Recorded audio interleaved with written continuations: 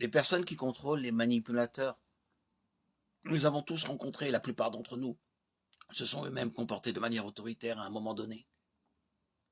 Les personnes qui contrôlent sont généralement convaincues que le bonheur consiste à faire faire aux autres ce qu'elles veulent qu'ils fassent. Bien sûr, manipuler les autres n'est pas un moyen d'atteindre le bonheur ou toute autre bonne chose.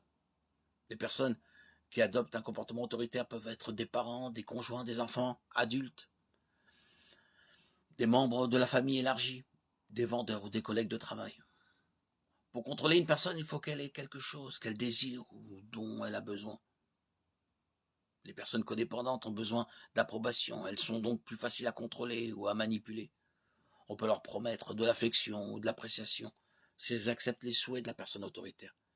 Les victimes d'un manipulateur peuvent se retrouver à toujours essayer de plaire à la personne autoritaire sans jamais y parvenir.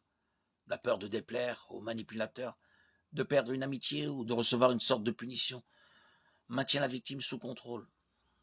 La reine Jézabel, Absalom, le fils de David, sont des exemples de la Bible. Nous pouvons faire face aux personnes qui les contrôlent en reconnaissant d'abord ce qu'elles sont et en établissant des limites appropriées. Les personnes dominatrices n'ont à cœur que les intérêts de quelqu'un d'autre. Ne faites rien par esprit de rivalité ou par vaine gloire, mais avec humilité, considérez les autres comme supérieurs à vous-même. Philippiens 2:3.